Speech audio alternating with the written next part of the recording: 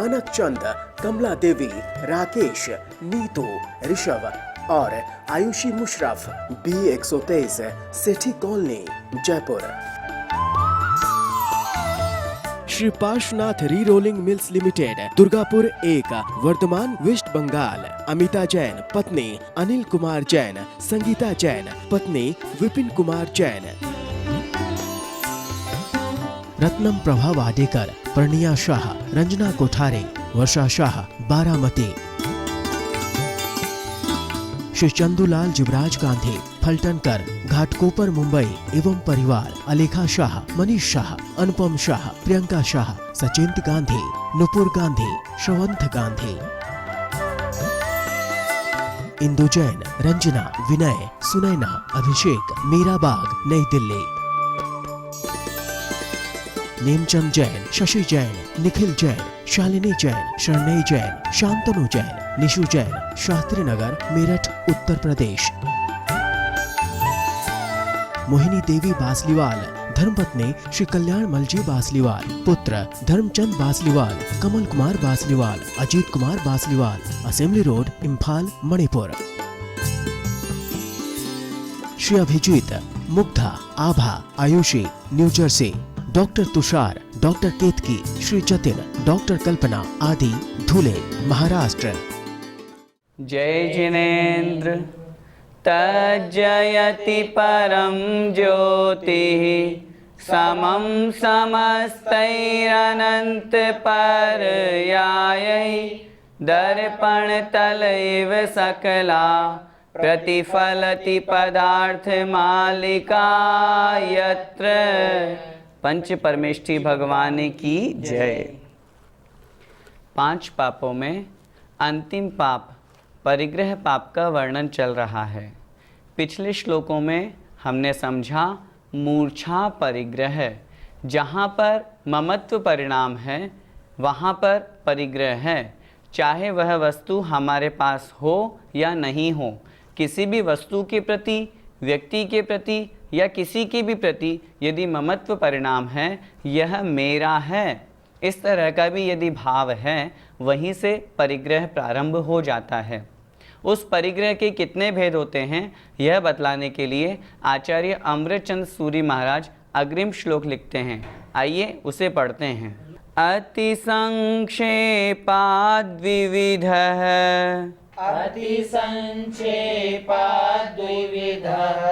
सभवेदाभ्यन्तरश्च बाह्यश्च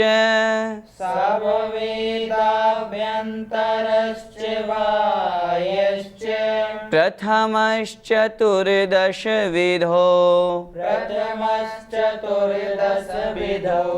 भवति द्विविधो द्वितीयस्तु भवति द्विविधो द्वितीयस्तु। एक साथ बोलें। अति संक्षेपाद् विविधः स भवेदाभ्यन्तरश्च बाह्यश्च प्रथमश्चतुर्दशविधो भवति द्विविधो द्वितीयश्च।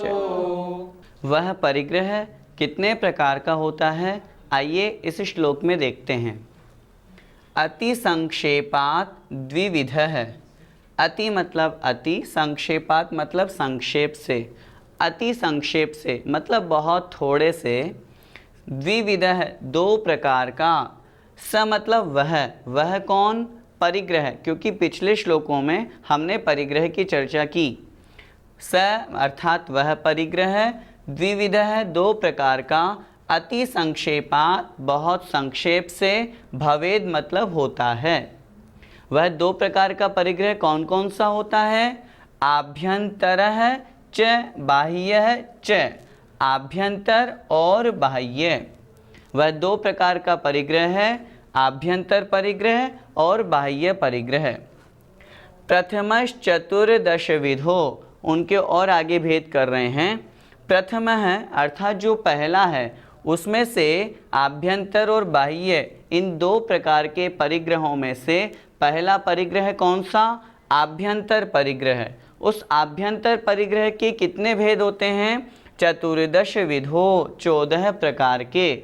उस पहले आभ्यंतर परिग्रह के 14 भेद होते हैं। भवति अर्थात होते हैं। द्विविधः द्वितीयस्तु, द्विविधः 2 प्रकार का होता है। द्वितीय तू मतलब और, द्वितीय अर्थात दूसरा। और जो दूसरा बाह्य परिग्रह है, उस दूसरे बाह्य परिग्रह के 2 भेद होते हैं। क्या मतलब हुआ? इस श्लोक में उस परिग्रह पाप के 2 भेद बतलाए। भैया जी, यदि किसी व्यक्ति को पुण्योदय से अच्छी संपत्ति मिली है तो वो उस संपत्ति का उपयोग कैसे करे? श्रावक के लिए दान धर्म सर्वश्रेष्ठ बताया गया है। श्रावक के मुख्य कर्तव्यों में आचार्य वीरसेन स्वामी महाराज ने भी लिखा है, दानम पूया मुख्यम, अर्थात दान और पूजा श्रावक के लिए मुख्य है। इसलिए अगर उसे पुण्योदय से अच्छी धन संपत्ति प्राप्त हुई है तो उस धन संपत्ति का वह श्रावक दान आदि करने में, अच्छे परोपकार में लगाए, जिससे वह अपनी धन संपत्ति को और अधिक पुण्य रूप में बढ़ा सके। जिन मंदिरों का निर्माण करवाए, अथवा बहुत से ऐसे जिन मंदिर देखे जाते हैं जो जीर्ण शीर्ण हो गए हैं। दक्षिण की तरफ हम जाएंगे तो बहुत से ऐसे मंदिर हैं, भगवान जी की प्रतिमा है लेकिन मंदिर बहुत जीर्ण शीर्ण है। कहीं मंदिर में भगवान जी की प्रतिमा है, वहाँ पर भगवान बाहर पेड़ के नीचे विराजमान हैं। ऐसे उन स्थानों पर यदि मंदिर बनवाते हैं तो बहुत अधिक पुण्य कर्म का बंध करते हैं। तो जिन मंदिर, अगर कहीं नई कॉलोनी खुली है, नई कॉलोनी में घर बने हैं, तो वहाँ नया जिन मंदिर होना आवश्यक है, नहीं तो लोग दूर होने के बहाने से मंदिर नहीं जा पाते। तो इसलिए मंदिर बनवाना चाहिए। जीर्णोद्धार के योग्य जो मंदिर हैं उनका, उन जीर्ण शीर्ण मंदिरों का जितना हो सके उस धन संपत्ति को जिनेंद्र भगवान की धर्म प्रभावना में उपयोग में लगाना चाहिए। बहुत से लोग कहते हैं कि भैया जी स्कूल, कॉलेज, हॉस्पिटल ऐसे बनवाना चाहिए, जिन मंदिर बनवाने से क्या फ़ायदा। लेकिन विचार करें, स्कूल, कॉलेज, हॉस्पिटल तो इहलोक के लिए हैं, लौकिक हैं, जबकि जिन मंदिर पारलौकिक हैं। ये तो संसार के साधन हैं, वह मोक्ष का साधन है। यदि कोई भव्य जीव जिन भगवान के दर्शन करता है, आचार्यों ने लिखा है जिन बिंब दर्शन से सम्यक दर्शन की उत्पत्ति होती है। तो अगर किसी जीव को जिन मंदिर में दर्शन करने से, जिन भगवान के दर्शन करने से अगर सम्यक दर्शन प्राप्त हो जाता है, तो सोचिए जिन मंदिर बनवाने वाले को कितना पुण्य लगेगा। उस निमित्त से भव भव के उसके जो पाप कर्म थे, सम्यक दर्शन प्राप्त होने पर वो समाप्त हो जाते हैं। संसार काल बहुत थोड़ा सा रह जाता है। जबकि अन्य जितने भी हैं, मानते हैं ये आवश्यक हैं, लेकिन जितनी आवश्यकता हो, अगर हम इंग्लिश मीडियम स्कूल खुलवाएंगे तो उसमें कितना पाप आदि कार्य भी होगा। उसकी बजाय हम पाठशाला खुलवाएं जिसमें ज्ञान का साधन हो, जिसमें हम बच्चों को संस्कार दे सकें। हम हॉस्पिटल भी खुलवाएं तो ऐसे खुलवाएं जहां पर व्रती भैया लोगों को निःशुल्क और बहुत शुद्ध दवाई प्राप्त हो सके। मुनि महाराज रोगी हो जाते हैं, उनको शुद्ध दवाई प्राप्त हो सके, ऐसे औषधालय खुलवाएं। ऐसे बहुत से साधन हैं जिनके द्वारा हम उस धन संपत्ति का उपयोग कर सकते हैं। भैया जी, सबसे ज़्यादा परिग्रह तो चक्रवर्ती के पास होता है, तो उसको सबसे ज़्यादा पाप लगना चाहिए। परिग्रह की परिभाषा क्या लिखी? मूर्छा परिग्रह। मूर्छा अर्थात ममत्व परिणाम। जहाँ पर ममत्व परिणाम है तो परिग्रह होगा। चक्रवर्ती है, जरूरी नहीं है कि उसके सारी धन संपत्ति में परिग्रह, मूर्छा, ममत्व भाव हो ही सही, क्योंकि ममत्व परिणाम होंगे तो मूर्छा है। भरत चक्रवर्ती का तेल के कटोरे वाला उदाहरण हम सभी को ध्यान है। वो घर में रहते हुए भी वैरागी के समान अपना जीवन जीते थे, तभी तो तुरंत सब कुछ छोड़ा, अंतर्मुहूर्त में केवल ज्ञान प्राप्त हो गया। यदि ममत्व परिणाम होता तो वहीं पर ही रहते, फिर वह पूरा राजपाट, पूरा 6 खंड, 96,000 रानियां, इन सबको वो कैसे छोड़ते। इन सब के होने के बावजूद भी उनका ध्यान आत्मा पर केंद्रित था। इसलिए किसी भी वस्तु के प्रति यदि ममत्व है तो परिग्रह होगा, यदि नहीं है तो परिग्रह नहीं कहलाएगा। भैया जी, परिग्रह से क्या क्या हानियां हैं? परिग्रह से सबसे बड़ी हानि है कर्मबंध। जितना अधिक परिग्रह होगा, जितना अधिक मूर्छा ममत्व परिणाम होगा और अधिक कर्मों का बंध होगा।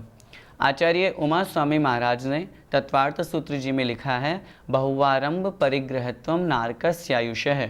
बहुत ज़्यादा आरंभ और बहुत ज़्यादा परिग्रह रखने से नरकायु का आश्रव होता है। तो इसलिए जो लोग बहुत परिग्रह रखते हैं अथवा बहुत अधिक मूर्छा भाव ममत्व परिणाम रखते हैं तो उनके नरकायु का बंध होता है। हम पढ़ते हैं ना, परिग्रह चिंता दुख ही मानो। जहाँ पर परिग्रह है वहाँ दुख होगा ही होगा। हमें लगता है कि हमारे पास रुपया पैसा या किसी व्यक्ति के पास धन संपत्ति बहुत अधिक है तो वह सुखी होगा, उसे लौकिक सुख तो मिल जाएगा, लेकिन इंद्रिय सुख तो प्राप्त हो जाएगा, लेकिन एक अतीन्द्रिय सुख, आत्मा का जो सुख है वह उसे प्राप्त नहीं होगा। यदि धन संपत्ति में सुख होता तो मन में विचार करें, चक्रवर्ती के पास कितनी अपार धन संपदा जिसकी हम कल्पना भी नहीं कर सकते। हम सिर्फ शास्त्रों में पढ़ते हैं और उन शास्त्रों के अनुसार अनुमान मात्र लगा सकते हैं। इतनी धन संपत्ति को छोड़ करके भी वो वन में जाकर के दीक्षा को धारण कर लेते हैं। क्यों? क्योंकि उन्हें उस धन संपत्ति में, उस परिग्रह में सुख नज़र नहीं आता। इसलिए सबसे बड़ा जो परिग्रह से हानि है वो यही है कि जीव सुखी नहीं रह पाता। हमें लगता है कि किसी के पास रुपया पैसा है तो उसे सुख मिल रहा होगा, लेकिन वह सुख उसके लिए इंद्रिय सुख है, अतीन्द्रिय सुख उसे प्राप्त नहीं हो पाता। जिस तरह एलक जी महाराज होते हैं, सिर्फ एक लंगोट के कारण से 16वें स्वर्ग से ऊपर नहीं जा पाते। क्यों? क्योंकि उनके अभी परिग्रह है, एक लंगोट परिग्रह है। जब वो उतारेंगे तभी तो आगे बढ़ेंगे। परिग्रह से रहित जो दिगंबर मुनि महाराज होते हैं वो निश्चिंत होते हैं, सुखी रहते हैं, उन्हें किसी तरह का कोई दुख नहीं होता सांसारिक दुख की अपेक्षा से। क्यों? क्योंकि परिग्रह है तो 10 तरह की चिंताएं लगी रहेंगी, ये करना वो करना, यही इसी में हमारा पूरा समय निकल जाता है। इसलिए उस दुख से बचने के लिए हमें परिग्रह को सीमित करना चाहिए। कोशिश तो ये करें कि हम पूर्ण रूप से परिग्रह का त्याग करके मुनि अवस्था को धारण करें। यदि उसमें हमारी शक्ति नहीं है तो श्रावक के लिए जो परिग्रह परिमाण कहा गया है उसे अपने जीवन में धारण करना चाहिए। परिग्रह के मुख्य 2 भेद हमने पढ़े, आभ्यंतर परिग्रह और बाह्य परिग्रह। उसमें से आभ्यंतर परिग्रह के 14 भेद होते हैं। आइए उनकी चर्चा करते हैं। मिथ्यात्व वेद रागास् तथैव हास्यादयश्च षड् दोषाः चत्वारश्च कषायाश्च चतुर्दशाभ्यन्तरा ग्रंथा। 14 अंतरंग परिग्रह कौन कौन से होते हैं देखते हैं। मिथ्यात्व वेद रागास, मिथ्यात्व वेद रागाः, पहला मिथ्यात्व।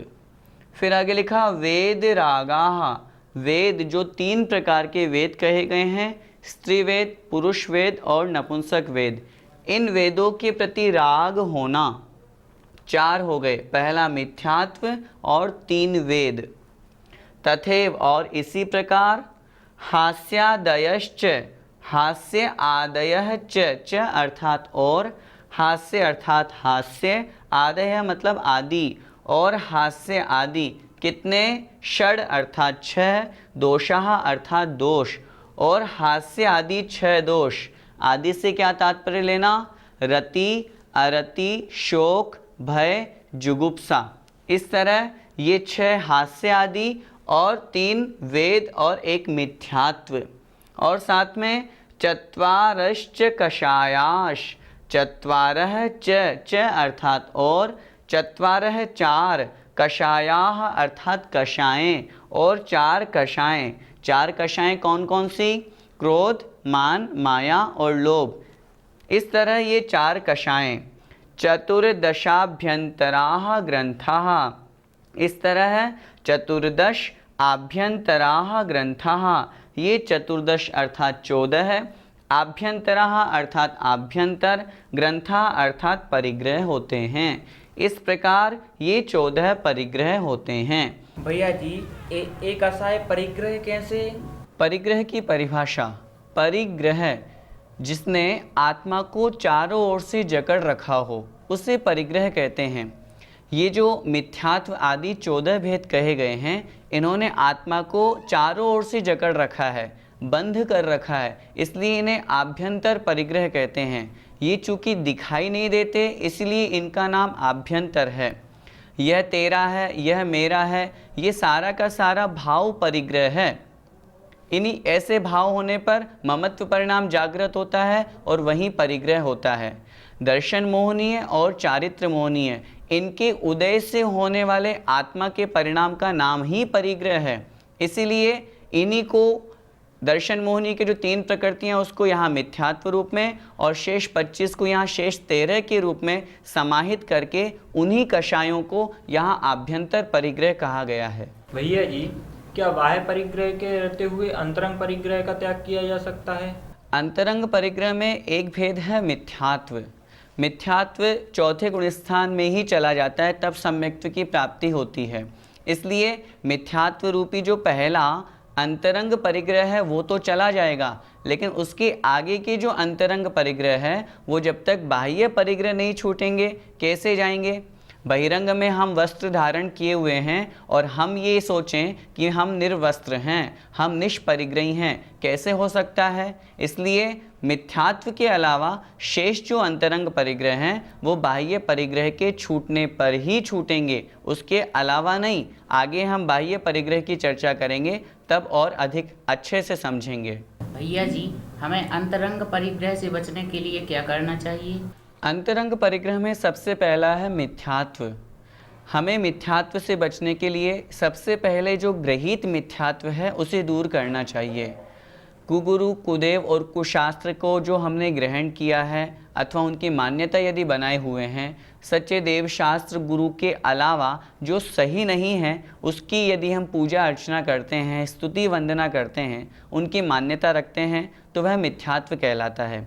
उस मिथ्यात्व से बच करके सम्यक्त्व को प्राप्त करना चाहिए और जब सम्यक्त्व को धारण कर ले उसके पश्चात फिर व्रतों को धारण करना चाहिए।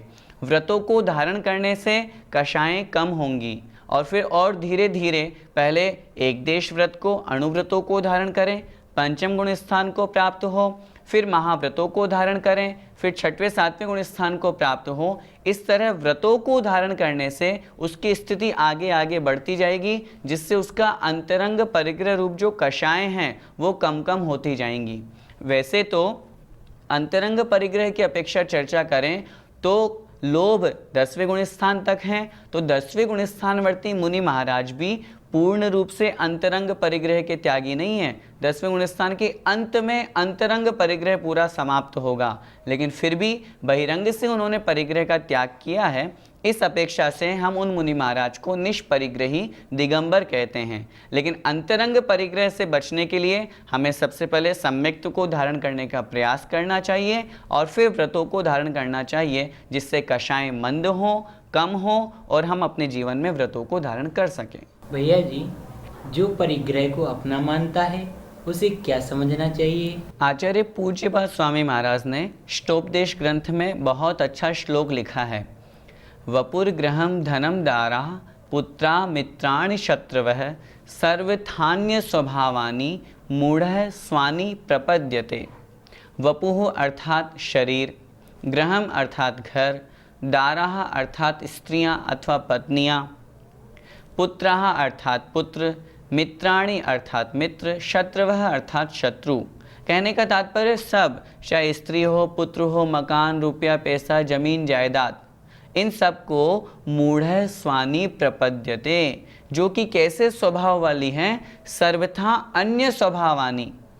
समझदार व्यक्ति, स्वाध्याय व्यक्ति इस बात को जानता है कि ये सब वस्तुएं मेरी नहीं हैं, लेकिन फिर भी यदि वो उन वस्तुओं को अपना मानता है तो मूढ़ है अर्थात मूर्ख है, मिथ्या दृष्टि है।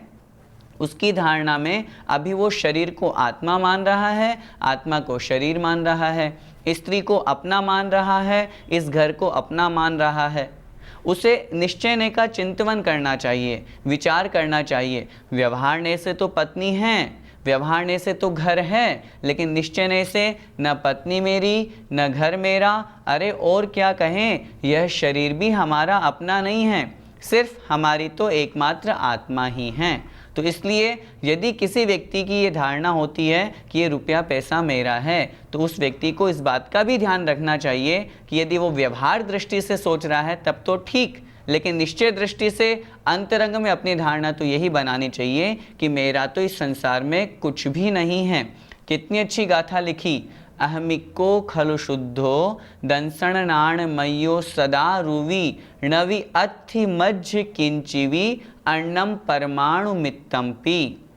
अहमिको खलु शुद्धो, मैं खलु निश्चय से, इक्को एक हूँ, शुद्धो शुद्ध हूँ। अहमिको खलु शुद्धो दंसण नाण मयो, हमेशा मैं कैसा हूँ, दर्शन ज्ञानमय हूँ। सदा रूवी, सदा अरूपी हूँ। कितनी अच्छी लाइनें लिखी, नवि अत्थि मज्ज किंचिवी, मेरा अन्नम परमाणु मित्तम्पि, अन्य परमाणु मात्र भी, बहुत सूक्ष्म वस्तु, परमाणु किसे कहा, ऐसी वस्तु, पुद्गल का ऐसा अविभागी प्रतिच्छेद जिसका दूसरा भाग नहीं किया जा सकता, जिसे हम और आप तो अपनी आंखों से देख भी नहीं सकते, ऐसा वह परमाणु भी मज्जनवी, मेरा नहीं है। इस तरह का चिंतन करेंगे तो हमारे जीवन में उस परिग्रह के प्रति राग भाव कम होगा।